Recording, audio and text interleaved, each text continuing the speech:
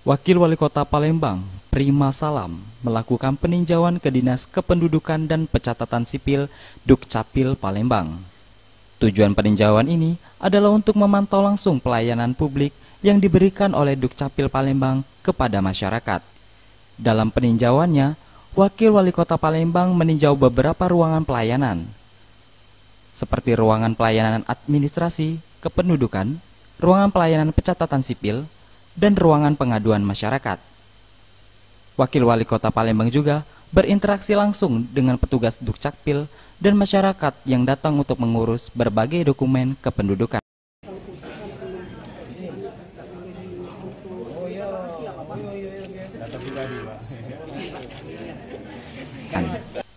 Wakil Wali Kota Palembang, Prima Salam, mengatakan bahwa peninjauan ini bertujuan untuk memastikan bahwa pelayanan publik Dukcapil Palembang berjalan dengan baik dan sesuai dengan standar pelayanan yang telah ditetapkan.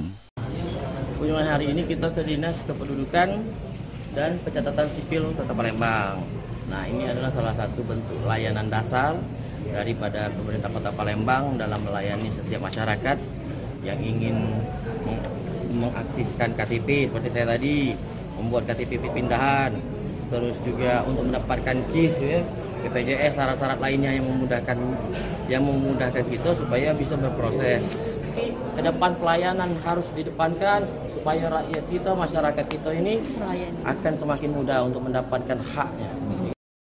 Kepala Dinas Dukcapil Palembang, Dewi Isnaini, mengatakan bahwa hari ini, Rabu 26 Februari 2025, persediaan belangko KTP elektronik sebanyak 68.397 keping dan akan diperbaharui setiap harinya.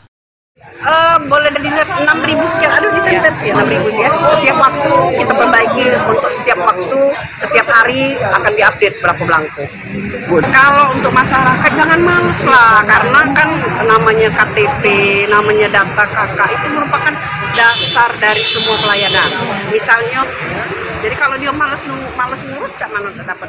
Dengan peninjauan ini, diharapkan pelayanan publik Dukcapil Palembang dapat terus ditingkatkan dan menjadi lebih baik, sehingga dapat meningkatkan kepuasan masyarakat dan mendukung pembangunan Kota Palembang yang lebih baik. Wiji Imelda, Sriwijaya TV.